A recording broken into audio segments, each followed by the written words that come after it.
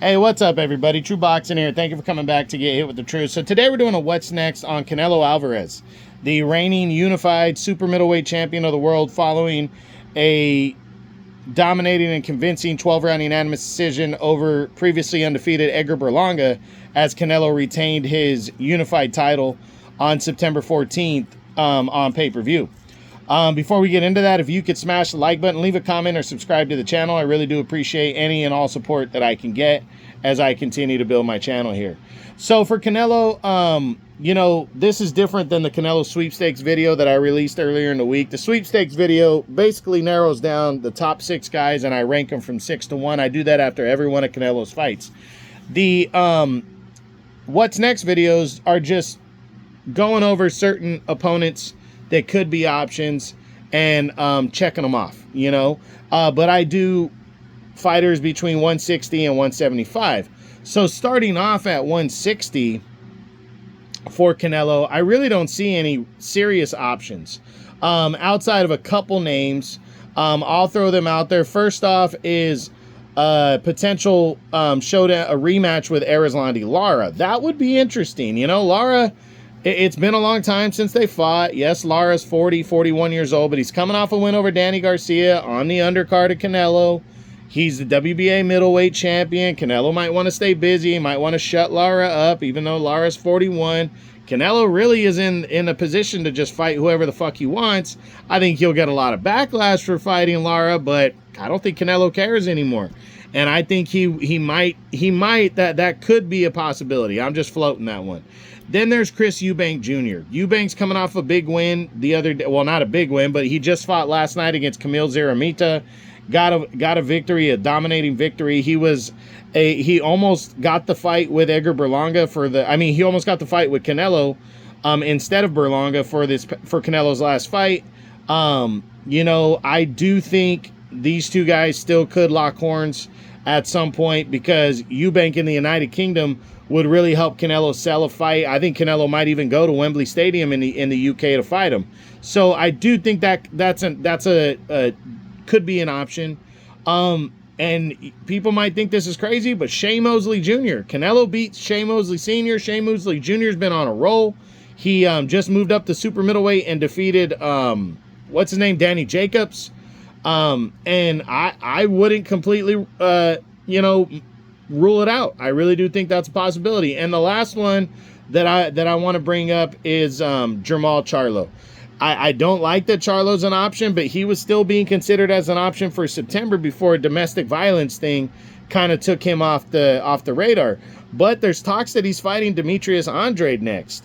And if Charlo were to somehow beat Andrade, then I think that puts him right back in the mix for a potential Canelo fight. So I do think it's possible. Now moving to 168, looking at the guys there, David Benavidez. He's supposed to be fighting David Morrell at 175. I mean, I'm not going to completely rule it out. I don't think it's going to happen, but I'm not going to completely rule it out. But I do think Benavidez is always a possibility, because Canelo can get the fight, and it's the fight people want to see most. Do I think he's going to fight him? Probably not. Then there's a rematch with Jaime Munguia. I don't see it. He just beat him this year. Wouldn't make any sense.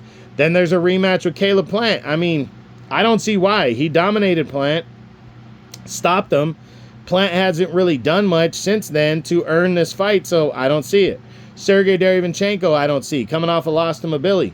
David Morrell Jr. fighting at 175. Likely going to be fighting Benavidez next at 175. So I don't see Morrell. If he beats Benavidez, do you really think Canelo's going to want to fight him? I don't see it.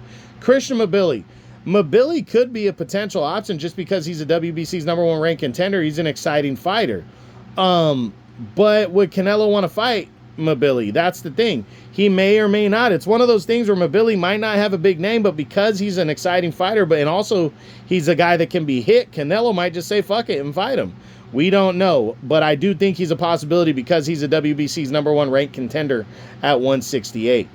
Then there's Demetrius Andrade. I mean, if Andrade beats Charlo, is Andrade the style that Canelo wants? I just honestly don't see it. Then we see a rematch with Edgar Berlanga. I don't see that one being a possibility. He dominated Berlanga. William Skull and Vladimir Shishkin, they're fighting for the vacant IBF title. Would Canelo give him that smoke in May of next year? It's a possibility, just to lock up all the belts again and become undisputed. It is definitely a possibility. Then we got at 175, Beterbiev just beat Bivol. We know Turki Al-Sheikh says he wants to set up a rematch with the two.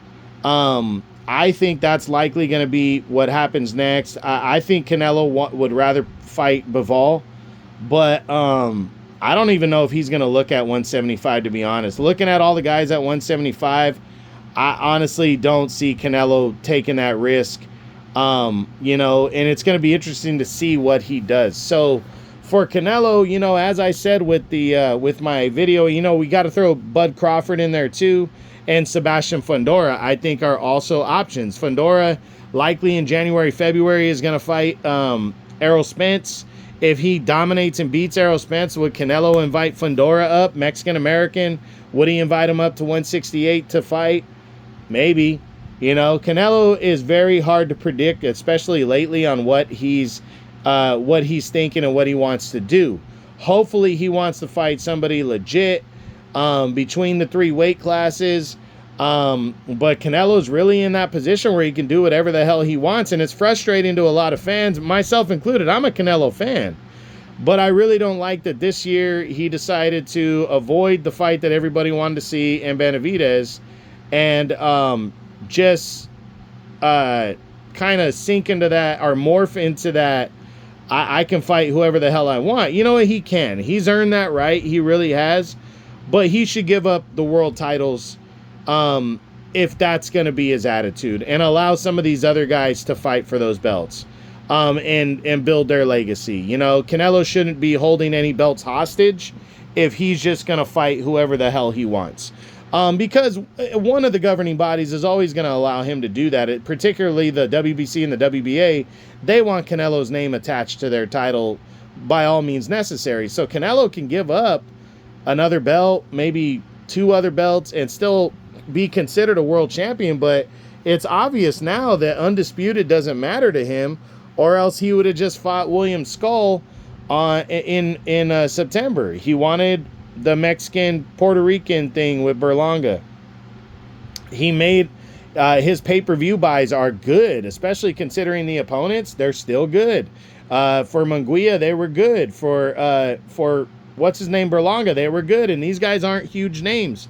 So Canelo is still bringing in the butter, and he's still the face of boxing, and we're going to see what he decides to do next. But that's it. That's what I got. That's my what's next on Canelo Alvarez following his dominating 12-round unanimous decision victory over Edgar Berlanga on the September 14th pay-per-view card. I hope you enjoyed the video. If you did, smash the like button, leave a comment, or subscribe to the channel. I appreciate any and all support. This is True Boxing, and you've been hit with the truth.